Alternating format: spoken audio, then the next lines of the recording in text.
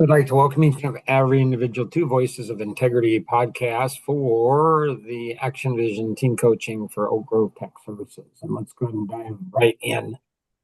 Paul, anything you'd like to accomplish in today's podcast?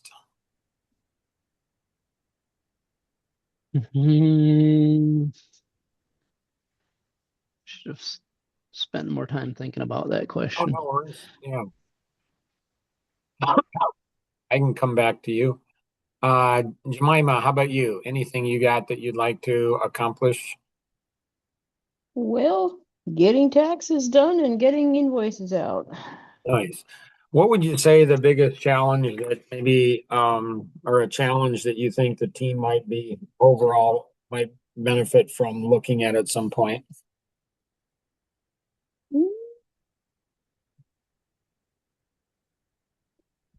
As far as, Anything that you see around the office?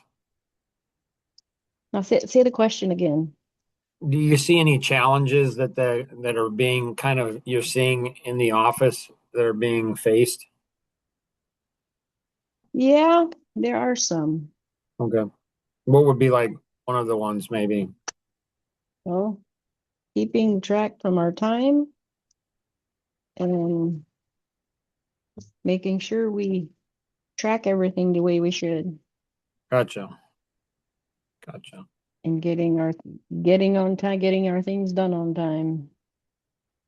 Gotcha. All right. Excellent. All right. Paul, any challenges that you see? Making sure, getting things done and making sure they're done properly, making sure we're doing everything that needs to be done Gotcha. on a project. Gotcha. Gotcha. Do you guys have like project management? Is it structured in the software? Is it kind of each person? Do you have something overall? We need better systems. Okay. Any ideas what kind of systems?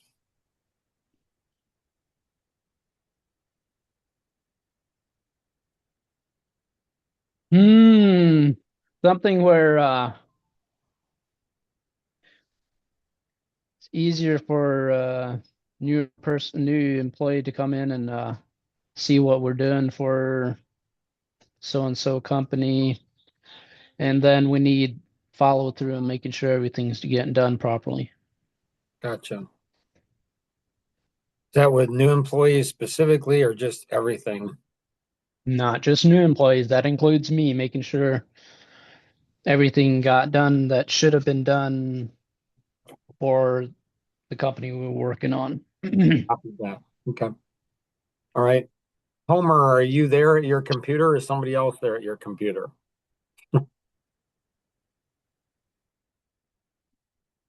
Yes, I'm here. Cool. What would you say the biggest challenge you think maybe you're seeing in the company?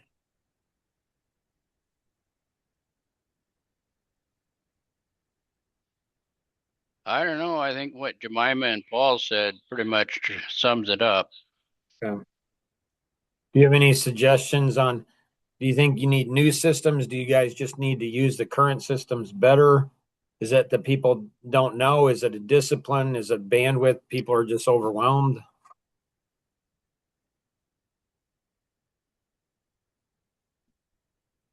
I'm not sure. I think some of it might be new employees just don't have the system yet. Copy that. Yeah. Yipper. Okay. Anything else you want to accomplish today, Homer? I want to get all the tax returns done that are here. Or Nice. did you mean realistic goals? Anything specific for this meeting? Not really.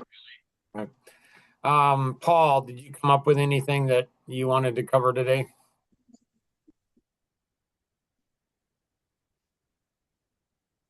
Well, I was just thinking about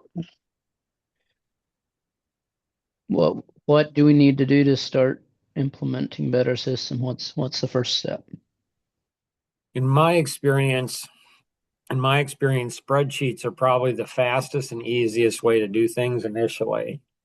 And so there's in every process or in every system, there's going to be, you have rows and columns, and so you have steps. And so you could have, here's a step. I think Anita may have built something here, just as an example. Like you could have a step here, to go ahead and do whatever you wanted to do. You can put that in large, and then you say, okay, here's step one, here's step two, here's step three.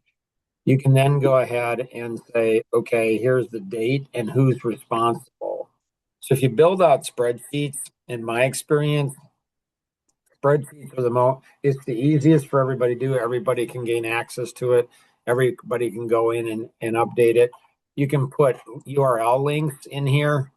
So you can go and put a URL link to a training video or instructions or whatever you want to do. You can do that as well.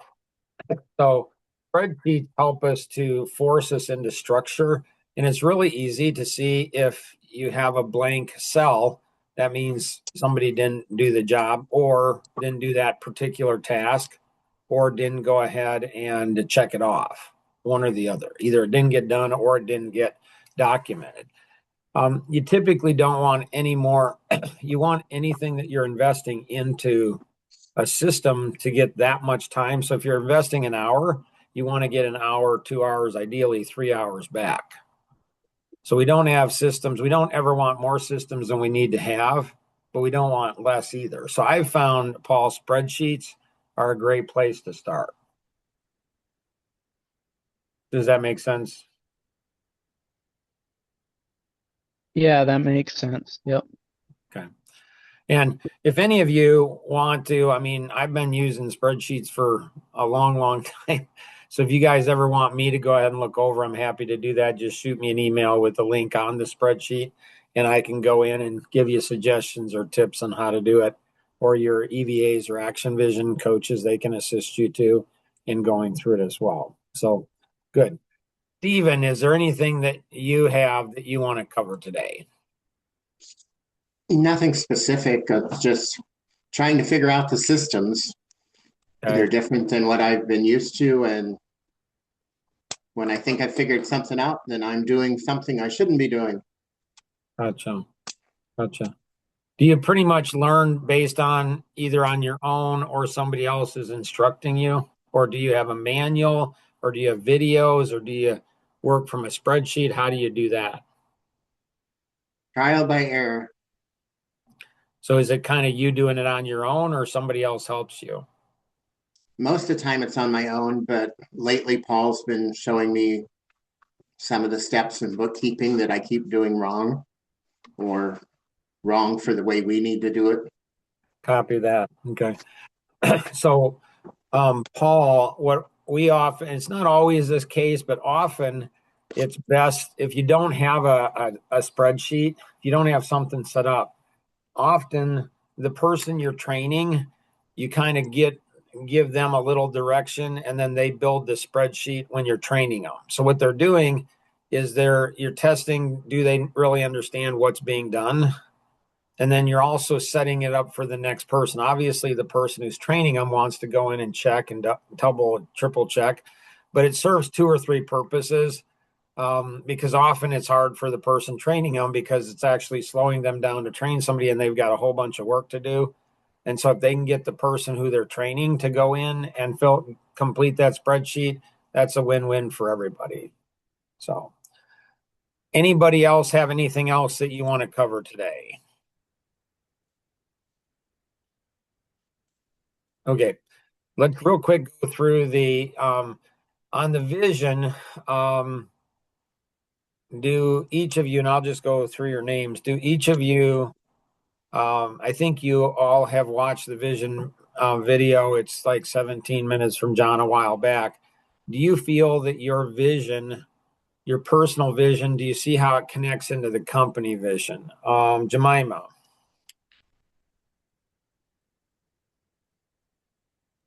I have not yet. Well, I had you mean in the company vision? Yeah, I think you watched the company vision, or you Yeah. were participating when John actually shot that, I believe, when he was there. Yes. Yep. Do you Yep. see how your vision connects into the company's vision, or not so much? Yeah. Good. Nice. Paul, how about you? Be honest, I don't know. I'm not sure. Do you think you have a clarity on what your vision is or not? No. Okay. So typically, what I have found to be the most effective way to do it is take 20 minutes, and you could do it in 10 minutes or 5 minutes. Take whatever you can and draw a circle and then list everything you're passionate about. So everything you're passionate, could be chocolate, could be golf. I mean, it could be relaxation, reading books, whatever you're passionate about, write that around the outer side of the circle. It seems like to me that, there's no two fingerprints in the world that are exactly alike. Same thing with passion circles. So it seems to me that God's given each one of us unique set of passions. Like I might have some passions that overlap Jemima's or Paul's, and they might have some that overlap one another, but they're all unique and different. In the center of our passions, it seems like it's our life vision. What have we been put on this planet to do? Here are some examples, and they can be, really simple, or they can be really complex. It's up to you. So here's some examples on the screen.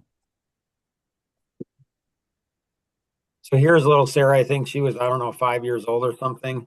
So she, listed, she just drew a circle, and then she just listed everything she's passionate about. In the center of that, her life vision is, I'm here to play and learn.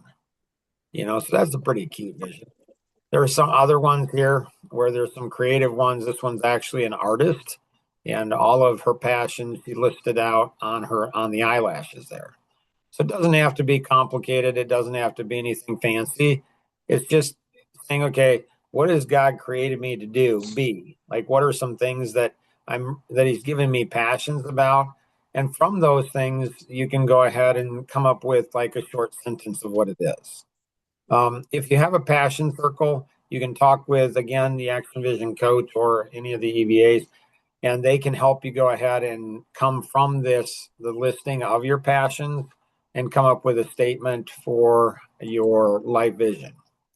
Homer, do you see how your life vision connects into John's and what he's looking to do with the company?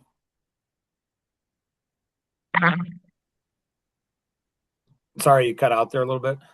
Yeah, I haven't watched the whole video yet, but Okay. for the most part, yeah, I'd say pretty close. Good.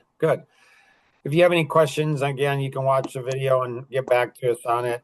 Stephen, Yeah. how about you? I watched the video, but I haven't figured out how I work into it yet. Okay. Have you done the passion circle yet or not? Oh, not recently. No. Okay. So you can do that. And again, we can help you out. I know you guys are, running hard and you're to be commended that you're here on a weekly basis. We try to go out and during tax season, try to keep it shorter. But you guys are to be commended to just kind of thinking about it, kind of going through it. The next podcast is goal setting. So what are goals and how do we do that? And that's could be on a yearly basis. It could be on a monthly basis, could be on a daily basis. What are my goals? And again, if we can get projects done at the end of the day, if it takes us 10 extra minutes to get a project 100% done, that's better than coming back in the next morning because it went from 90% completed down to 70 or 60. I don't know why it does that. It just does. So if we can tighten things up at the end of the day a little bit, like if we put 10 extra minutes a day in, then we don't get piled up at the end of the tax season. The next podcast was achieving goals.